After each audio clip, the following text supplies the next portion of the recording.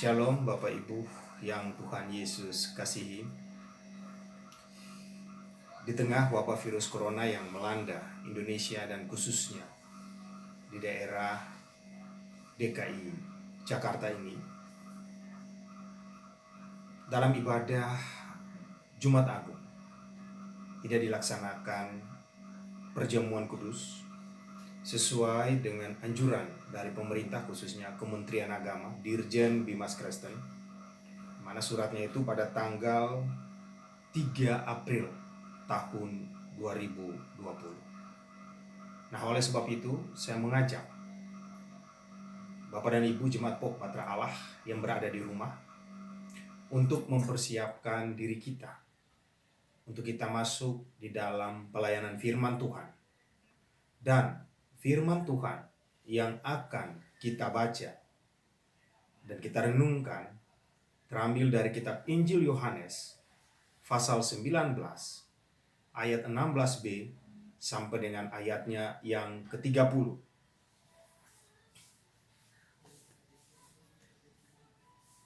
Injil Yohanes pasal 19 ayat 16b sampai dengan ayatnya yang ke-30.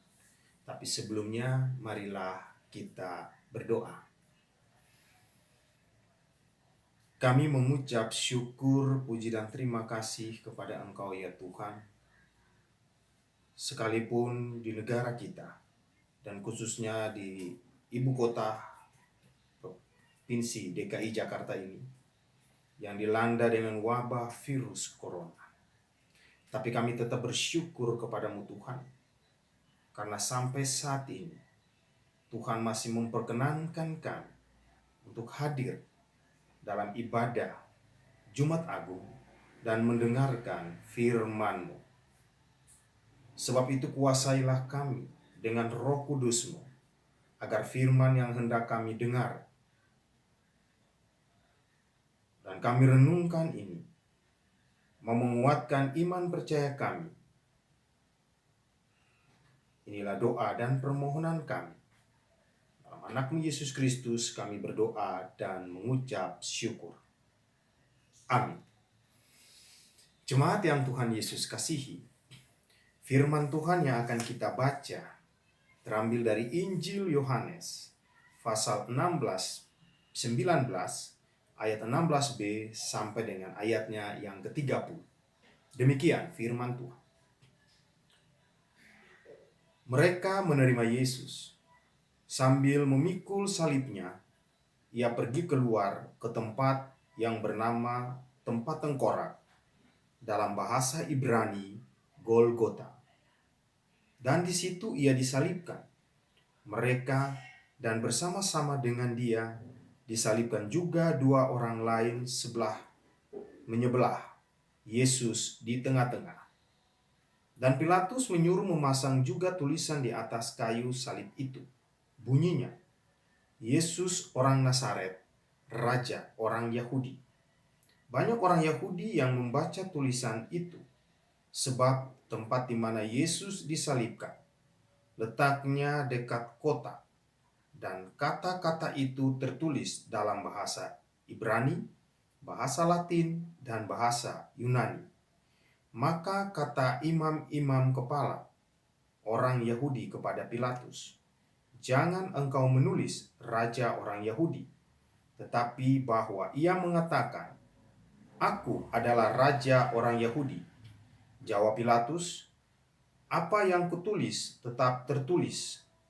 Sesudah prajurit-prajurit itu menyalibkan Yesus, mereka mengambil pakaiannya, lalu membaginya menjadi 4 bagian, dan tiap-tiap prajurit 1 bagian, dan jubahnya juga mereka ambil. Jubah itu tidak berjahit, dari atas ke bawah hanya 1 tenunan saja. Karena itu mereka berkata seorang kepada yang lain, "Janganlah kita membaginya menjadi beberapa potong, tetapi baiklah kita membuang undi untuk menentukan siapa yang mendapatnya. Demikianlah hendaknya, supaya genaplah yang ada tertulis dalam kitab suci. Mereka membagi-bagi pakaianku di antara mereka, dan mereka membuang undi atas jubahku. Hal itu telah dilakukan prajurit-prajurit itu. Dan dekat salib Yesus berdiri ibunya dan saudara ibunya, Maria istri Klopas dan Maria Magdalena. Ketika Yesus melihat ibunya dan murid yang dikasihinya di sampingnya, berkatalah ia kepada ibunya, "Ibu, inilah anakmu." Kemudian katanya kepada muridnya, "Inilah ibumu." Dan sejak saat itu, murid itu menerima dia di dalam rumahnya. Sesudah itu, karena Yesus tahu bahwa segala sesuatu telah selesai, berkatalah ia, supaya genaplah yang ada tertulis dalam kitab suci, "Aku haus." Di situ ada suatu bekas penuh anggur asam. Maka mereka mencucukkan bunga karang yang telah dicelupkan dalam anggur asam pada sebatang hisop, lalu mengajukannya ke mulut Yesus. Sesudah Yesus minum anggur asam itu, berkatalah ia, "Sudah selesai." Lalu ia menundukkan kepalanya dan menyerahkan nyawanya. Demikian pembacaan firman Tuhan. Terpujilah Tuhan kita Yesus Kristus. Shalom Bapak Ibu yang Tuhan Yesus kasihi. Tema yang akan kita renungkan adalah jalan salib, jalan yang baru dalam menemukan Allah. Ya. Jalan salib, jalan yang baru dalam menemukan Allah. Bapak Ibu yang Tuhan Yesus kasihi, ada dua orang yang bercakap-cakap, dua orang pemuda.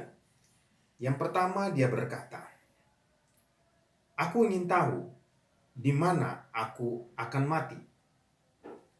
Tetapi temannya kemudian menjawab, "Kamu gila. Untuk apa tahu di mana akan mati?" Kemudian si pemuda yang pertama berkata, "Kalau aku tahu aku akan mati, di mana aku tidak akan pergi ke tempat itu." Nah, ini mau menunjukkan bahwa orang ingin terhindar dari kematian. Memang adalah sesuatu yang umum kalau orang ingin terhindar dari kematian. Berbeda dengan Yesus Kristus. Ia tahu bahwa ia akan mati di Yerusalem. Tetapi ketika saatnya untuk mati, ia datang ke Yerusalem. Nah, itu bisa banding dalam Matius pasal 16 ayatnya yang ke-21 sampai ayatnya yang ke-24. Bapak Ibu yang Tuhan Yesus kasihi. Setiap tahun kita sebagai umat Kristen tentu memperingati hari kematian Tuhan kita Yesus Kristus.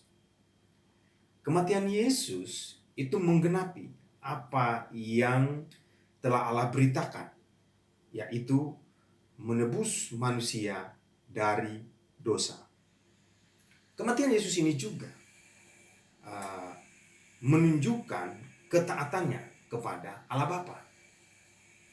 Berita tentang penyelamatan manusia melalui pengorbanan Yesus di kayu salib, inilah yang ditulis oleh Yohanes dan merupakan rujukan dari penulisan Yohanes itu, yaitu untuk memberitakan bahwa Kristus adalah sungguh-sungguh Tuhan penyelamat manusia. Yesus anak Allah adalah firman yang menjadi manusia. Di dalam Injil Yohanes pasal 1 ayatnya yang pertama. Nah, oleh karena itu, bahwa setiap orang yang percaya kepada Yesus akan memperoleh hidup yang kekal. Salib Yesus sebagai jalan untuk menuju kepada kehidupan yang kekal.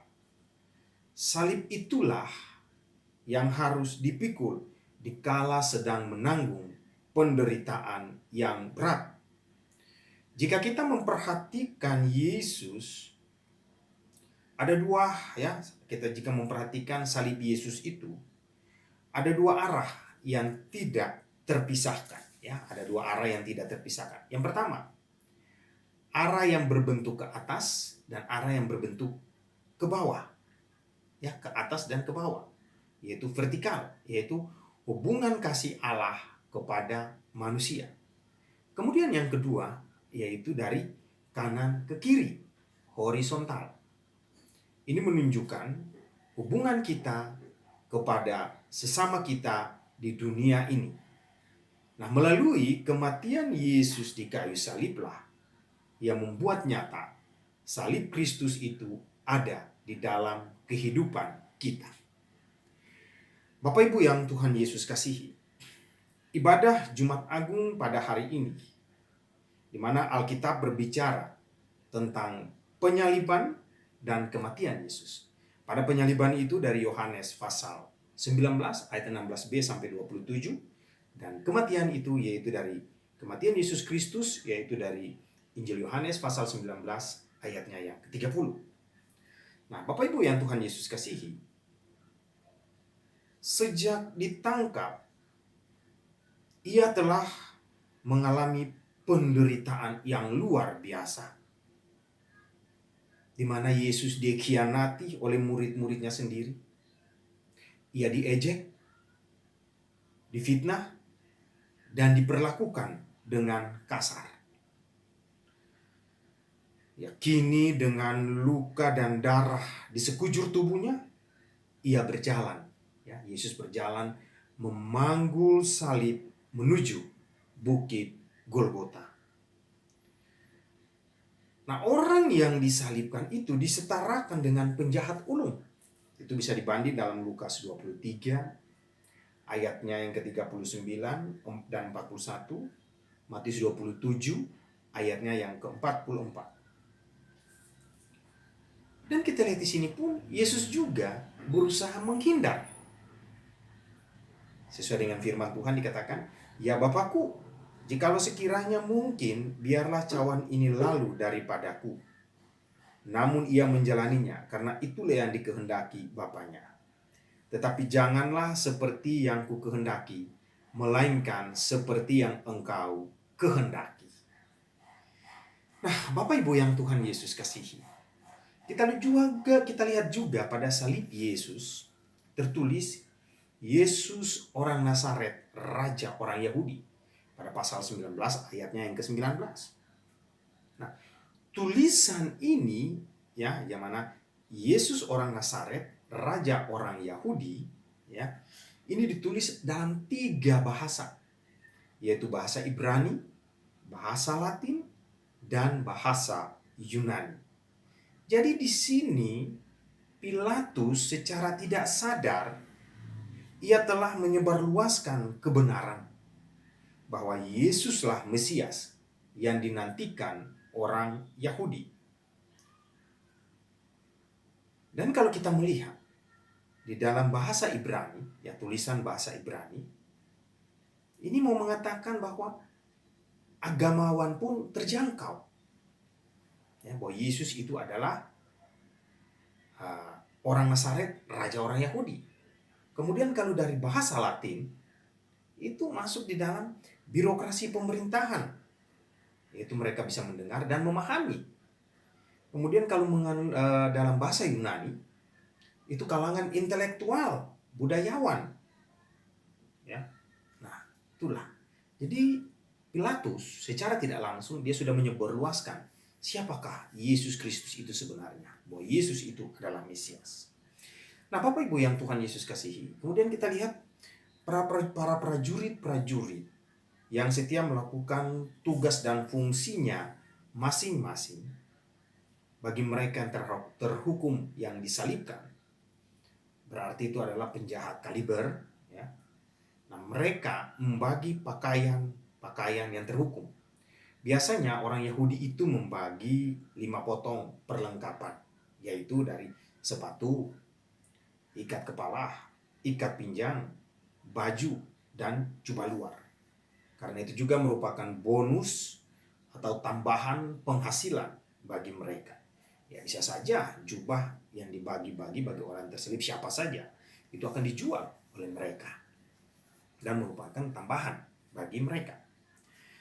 Nah, Tuhan Yesus, Bapak Ibu yang Tuhan Yesus kasihi, jubah Yesus, jadi pakaian dalam Yesus itu sudah dibagi 4, kemudian jubah itu tidak dibagi menjadi 4 bagian, tetapi di sini mereka membuat undian. Siapakah yang akan mendapatkan jubah dalamnya itu? Dan ini sudah digenapi dari kitab Mazmur pasal 22 ayat 19. Itu dikatakan bahwa mereka membagi-bagi pakaianku di antara mereka, dan mereka membuang undi atas jubahku. Nah, jadi apapun yang dialami oleh Yesus itu Yesus menggenapi akan semua yang ada di dalam kitab Perjanjian Lama. Dan kemudian kita lihat lagi ketika Yesus berteriak, "Aku haus." Ya, di situ ada belas kasihan daripada para prajurit itu. Namun tujuannya adalah buruk, sebab mereka hanya bermaksud memperpanjang masa hidup Yesus. Sebab mereka berpikir siapa tahu Yesus bisa melaksanakan atau melakukan perbuatan yang ajaib, melepaskan diri dari tiang kayu salib. Nah, Bapak Ibu yang Tuhan Yesus kasihi. Dan setelah Yesus kemudian pada saat menyaksikan Yesus disalibkan itu adalah perempuan dan murid yang dikasihinya yang tetap mendampingi Yesus menuju kepada salib. Jadi di sini pun mereka mempertaruhkan hidup mereka, ya, untuk melihat guru anaknya yang disalibkan. Nah, Bapak Ibu yang Tuhan Yesus kasihi, akhirnya pada ayatnya yang terakhir, ayatnya yang ke-30 itu, setelah Yesus meminum cawan yang diberikan itu, kemudian ia katakan, "Sudah selesai." Lalu dia menundukkan wajahnya dan menyerahkan nyawanya. Ya, artinya sudah selesai. Nah, ini mau menunjukkan sudah selesai maksudnya adalah bahwa sudah selesai Yesus melaksanakan tugas dan tanggung jawab dalam pelayanan, dan Yesus disalibkan mati untuk menebus dosa-dosa manusia. Jadi artinya tidak perlu lagi ada pengorbanan daripada lembu, kambing, domba, di mana darahnya untuk menyucikan dosa, tetapi Yesuslah yang sudah menyucikan akan dosa-dosa manusia. Nah, Bapak Ibu yang Tuhan Yesus kasihi, di Minggu Jumat Agung ini, ya, di hari Jumat ini, kita harus bisa memaknai lagi hari Jumat Agung ini. Apa sih sebenarnya di dalam kehidupan kita? Jangan kita hanya melihat sebagai suatu tradisi gereja dan di mana ini merayakan hari kematian Yesus Kristus, tapi kita harus bisa memahami lebih dalam lagi.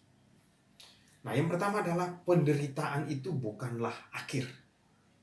Kita mungkin sering mendengar perkataan bahwa setiap orang memiliki salibnya masing-masing yang harus ditanggung. Salib di sini berarti beban atau penderitaan. Bahkan Tuhan Yesus mengatakan bahwa siapa saja yang ingin mengikuti Dia, maka orang tersebut harus mau memikul salibnya. Nah, jadi menjadi orang Kristen, ya, itu tidak menjanjikan bahwa kita akan hidup nyaman dan tentram. Ya, mungkin apabila Roh Kudus beserta kita setiap hari, ya, kita akan merasakan damai dan sukacita. Namun tetap masih ada tantangan hidup. Nah, di sini tergantung bagaimana kita memandang beban yang menjadi tanggungan kita sebagai tantangan atau penderitaan. Nah, dengan seperti ini secara langsung Tuhan akan menempa kita untuk menjadi pribadi yang kuat dan tangguh. Ya, seperti berlian yang diasah berkali-kali supaya menjadi batu yang indah dan mahal harganya. Memang tidak mudah untuk terus berjalan saat suasana hidup tidak memungkinkan. Nah, sinilah kita perlu untuk merenungkan kembali peristiwa penyaliban Yesus Kristus. Dia disiksa dan disalibkan. Tapi dia bangkit pada hari yang ketiga dan menjadi pemenang. Maukah kita menjadi sama seperti dia? Ikutilah jejaknya. Taruhlah pengharapan kita di bawah kaki salibnya. Percayalah bahwa sesuatu yang indah akan datang tepat pada waktunya. Ya, kalau kita memaknai akan Jumat Agung itu. Nah, yang kedua adalah mengenai pengampunan.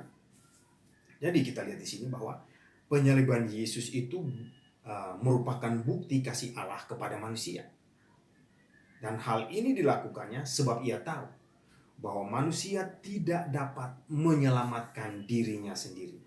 Sehingga harus ada penebus yang rela berkorban untuk menyelamatkan manusia. Jadi Allah sudah datang ke dunia ini untuk mengampuni akan dosa-dosa manusia. Nah, itulah mengapa di gereja selalu diingatkan dan diajarkan mengenai kasih. Karena Allah sudah lebih dahulu mengasihi dan mau mengampuni. Nah, begitu juga dengan kita haruslah bisa mau mengasihi dan mengampuni. Sebab walaupun kita memiliki iman dan pengharapan, tapi kalau tidak memiliki kasih, maka itu semua akan sia-sia. Sebab kita diutus untuk menjadi berkat, untuk menyatakan Allah melalui diri kita. Nah, bagaimana kita bisa melakukan itu? Dalam Alkitab dikatakan bahwa Allah adalah kasih. Dengan menyebarkan kasih, orang lain akan melihat Allah melalui diri kita. Ya.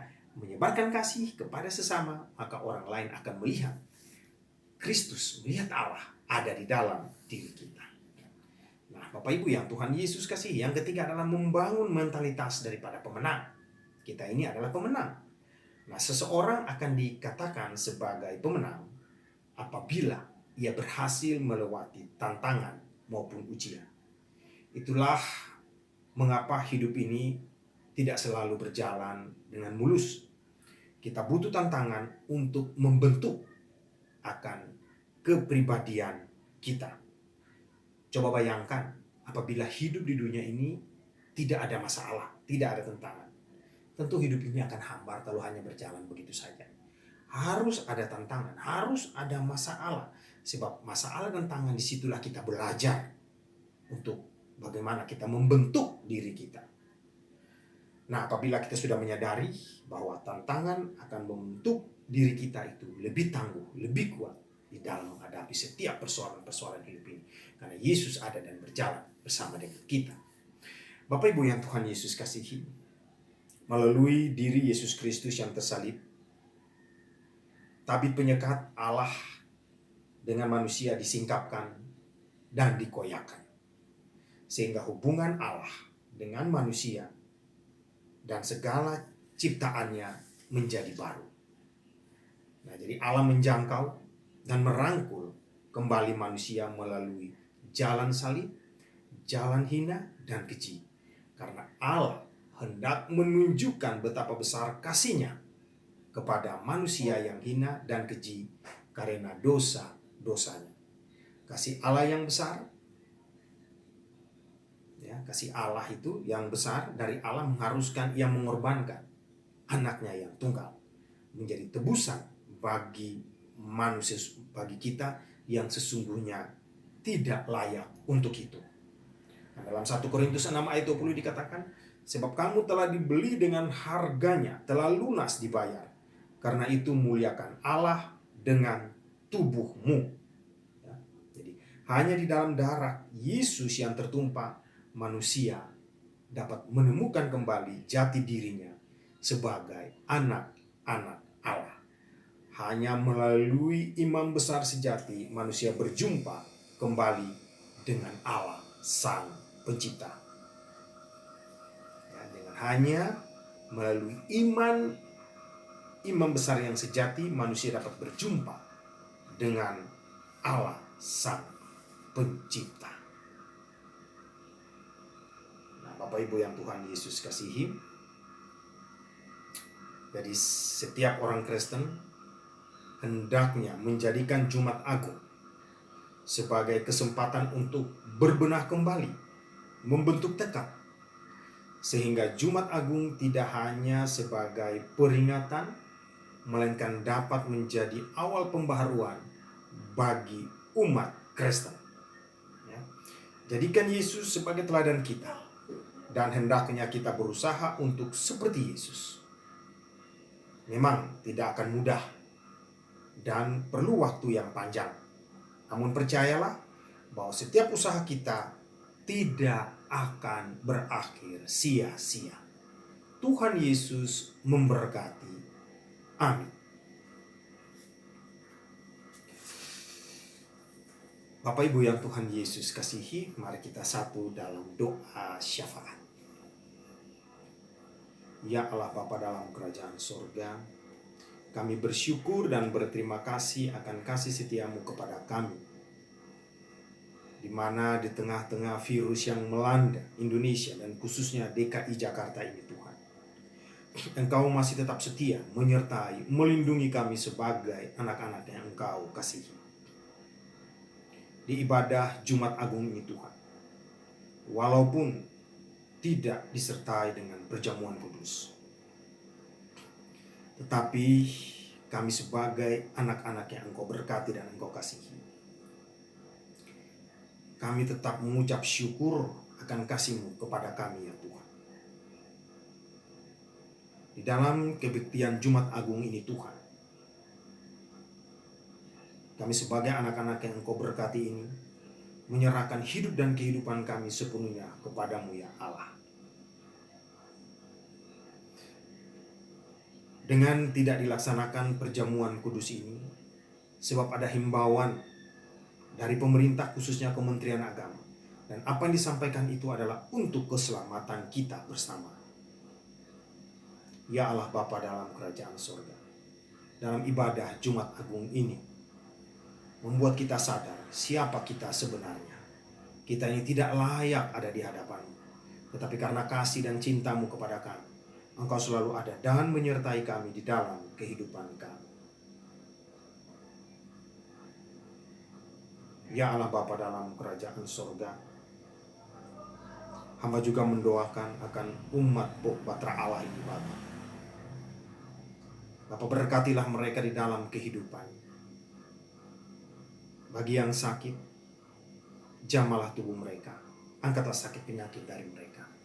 Bagi yang bersuka cita, berkatilah mereka akan sukacita yang mereka dapatkan, karena itu adalah anugerah yang Kau berikan bagi mereka. Hamba juga mendoakan akan pemerintahan kami. Bapak berkatilah Bapak Presiden, Wakil Presiden sampai dengan pimpinan yang paling bawah, agar dalam melaksanakan tugas dan tanggung jawabnya di tengah-tengah virus yang melanda Indonesia ini, mereka mampu dan dapat melakukan yang terbaik bagi bangsa ini Tuhan. Dan kami tetap mendoakan itu kepada-Mu ya Allah. Karena kami tahu apa yang Allah perbuat tentu ada solusinya, ada jalannya. Dan keselamatan itu tidak akan pernah berlalu dari kehidupan kami. Ya Allah Bapa dalam kerajaan surga, inilah doa dan permohonan yang kami naikkan kepada-Mu. Dengarkan ini dan jawab seturut kehendak. Dalam nama Yesus Kristus yang sudah mengajar kami berdoa. Bapa kami yang di surga, dikuduskanlah nama-Mu, datanglah kerajaan-Mu, jadilah kehendak-Mu di bumi seperti di surga. Berikanlah kami pada hari ini makanan kami yang secukupnya, dan ampunilah kami akan kesalahan kami, seperti kami mengampuni orang bersalah pada kami. Dan janganlah membawa kami ke dalam pencobaan, tapi lepaskanlah kami daripada yang jahat. Karena Engkau yang punya kerajaan dan kuasa dan kemuliaan sampai selama-lamanya. Amin. Bapak Ibu yang Tuhan Yesus kasihi, saya jemput Bapak dan Ibu untuk berdiri. Bapak Ibu yang Tuhan Yesus kasihi, pulanglah dengan damai dan sejahtera, dan jadikanlah firman ini sebagai pelita dalam kehidupan kami. Arahkanlah hati dan pikiran kepada Tuhan dan terimalah berkat Tuhan. Tuhan memberkati engkau dan melindungi engkau. Tuhan menyinari engkau dengan wajah-Nya dan memberi engkau kasih karunia. Tuhan menghadapkan wajah-Nya kepadamu dan memberi engkau damai sejahtera. Amin.